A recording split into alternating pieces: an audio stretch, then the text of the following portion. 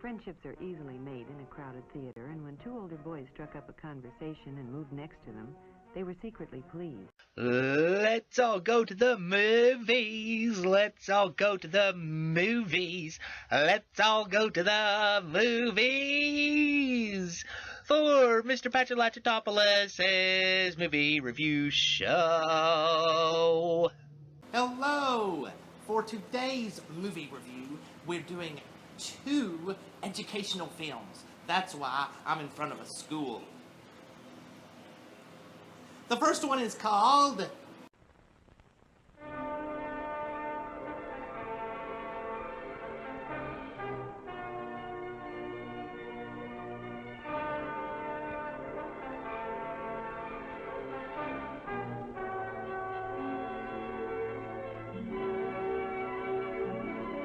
and the second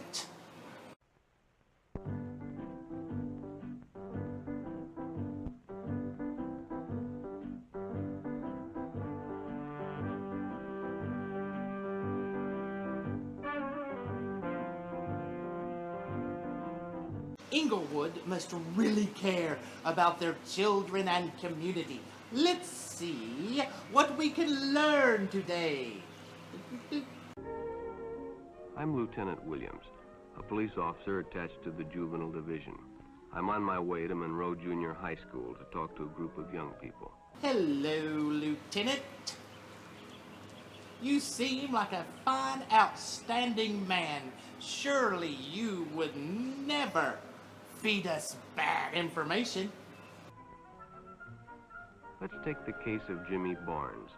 Jimmy played baseball all afternoon, and he didn't feel like walking home, so he decided to thumb a ride.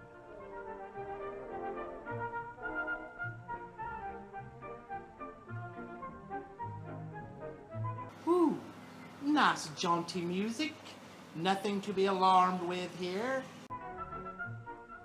He'd done it 100 times before, and he didn't think anything was unusual when the driver struck up a friendly conversation. In fact, he seemed like a real nice guy. He asked Jimmy if he played baseball in the park often. Jimmy told him they practiced 3 times a week and played a rival group on Friday afternoon. The stranger was a good listener, too, and it only seemed minutes before they pulled up in front of Jimmy's house.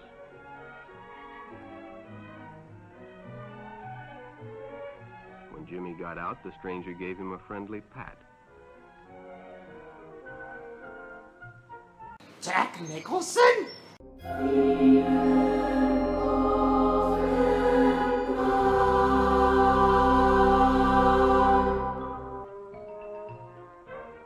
Sure enough, the following day, when Jimmy finished playing ball, well, the man was there waiting.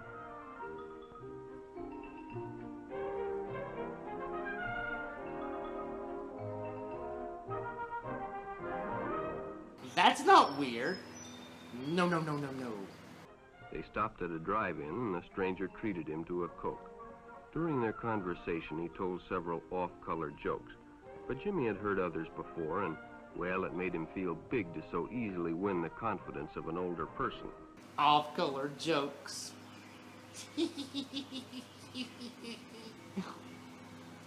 I don't really know what that means.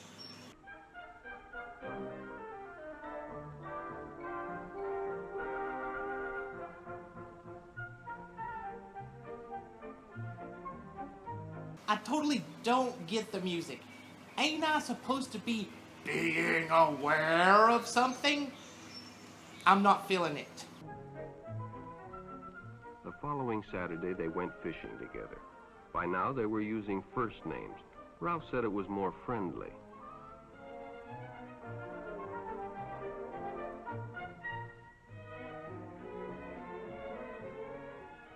Jimmy hadn't enjoyed himself so much in a long time. Then during lunch, Ralph showed him some pornographic pictures. Okay.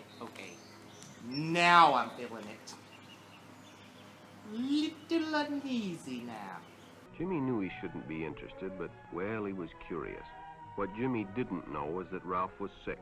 Oh, I bet Ralph has a cold. It's probably a cold. A sickness that was not visible like smallpox, but no less dangerous and contagious. It's the gout. Gout can be a serious problem for a man Ralph's age. A sickness of the mind. Oh, he's probably OCD. OCD can be very easily managed nowadays. You see, Ralph was a homosexual, a person who demands an intimate relationship with members of their own sex. Quick! Show the disclaimer! Show the disclaimer before George Takei sees this! What have I done? What have I done? What have I done?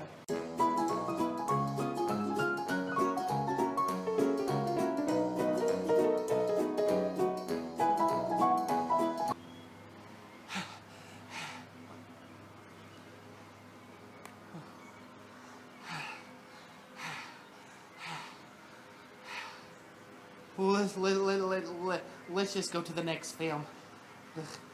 I gotta screen these better.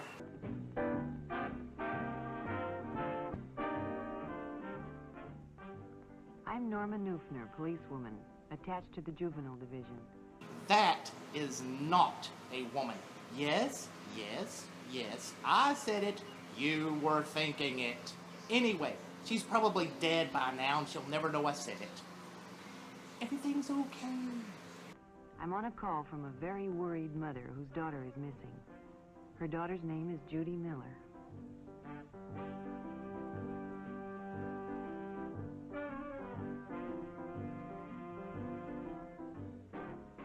Judy enjoyed babysitting, but there weren't enough jobs among the people she knew, so she decided to advertise at the supermarket for extra work. Poor Judy. Her arms are numb from the shoulders down. Sad, really.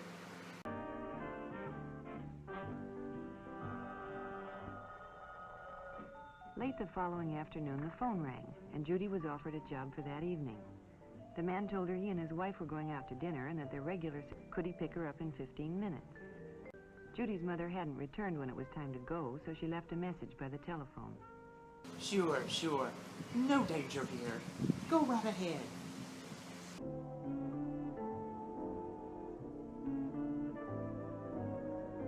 Oh, show the message a little bit longer. I don't think we got the idea of what a written message looks like. When her mother came home, she found Judy's note and called the number to let Judy know she was home in case she wanted anything.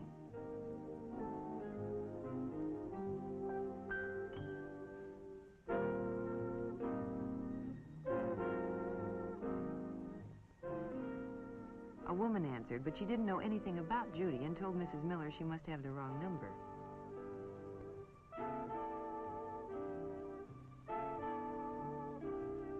Should this be raising flags with the mother?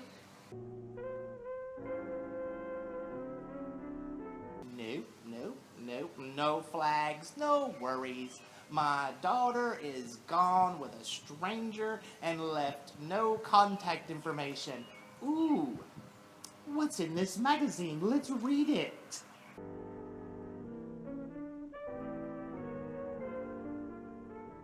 By midnight, Mrs. Miller was really worried. Midnight? She phoned the police and was transferred to juvenile. I took the necessary information and assured her we'd do everything we could. She'd have to try to be patient and wait. The waiting lasted almost a week. A week? That is a lot of magazine reading. Then the report came in. Judy's body had been found on a lonely desert road. Yeah, I saw that coming. The most difficult part of my job is bringing bad news to parents. I think the hardest part of your job is to continuously convince your co-workers you're a woman. Yes, I said it again. You can never find the right words to tell a mother her daughter has been murdered. Judy hadn't done anything wrong, she'd only been careless. Careless about whom she'd trusted. In itself, there'd been nothing wrong about advertising for a job, but it led her to trusting a person she knew nothing about. A mentally sick person who used her innocent ad as an introduction to his act of violence. Oh, Now you act like you care. Oh, you just cry and you cry and you cry. I lay all the blame on you, Mom. Friday night was movie time for Sally and Elizabeth. Let's play a game. Let's see who is more stupid, Sally or Elizabeth. Friendships are easily made in a crowded theater, and when two older boys struck up a conversation and moved next to them, they were secretly pleased. I have never in my life made friends at a movie theater. At intermission, Sally found it flattering to have her friends see her in the company of older boys, and when they asked if they could take the girls home, she was all for it. Okay, now we know. Sally is the stupid one. When the show was over and they were leaving, the boys suggested that if Elizabeth couldn't go with them, why didn't Sally come? Sally thought it was a great idea and asked Elizabeth to tell her folks that her parents had picked her up. Elizabeth didn't like the idea, but Sally insisted. So, Elizabeth left alone. Oh no. No. I take it back. Elizabeth is the stupid one. And a pushover too. So, I give the stupidity to... Oh, it's a draw. When they arrived at Lookout Peak, she was frightened. She tried to convince herself there was nothing to worry about, but when they parked off the road, she knew she had gotten herself into something she couldn't handle.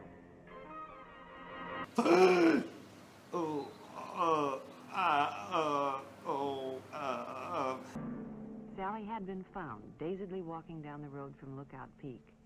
It was a night they'll long remember.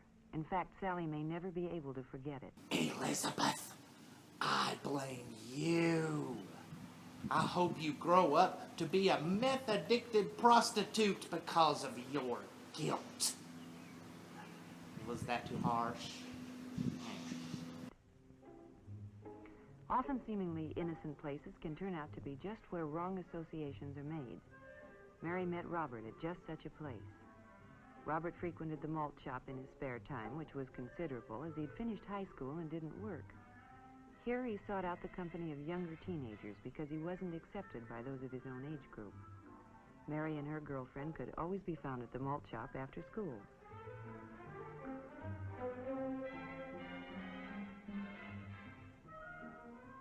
Mary had seen Robert before and thought he was very good looking, so she was naturally flattered when he singled her out and struck up a friendly conversation.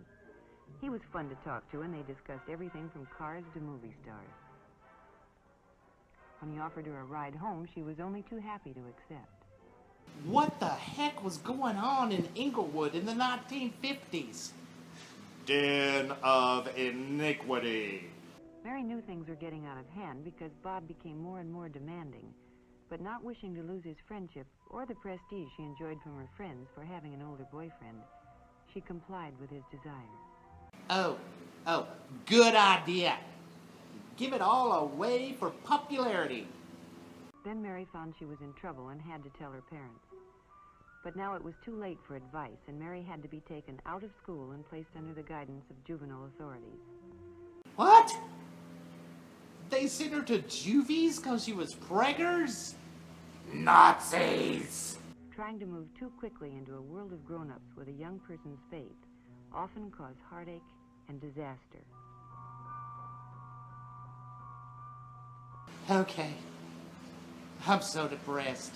After watching these, I never want to talk to a man again. I'm going to go get me a pink piggy hat and start marching. Love trumps hate. I can't do a review on these. Too depressed. Let's just end it here and watch a cartoon. Bye!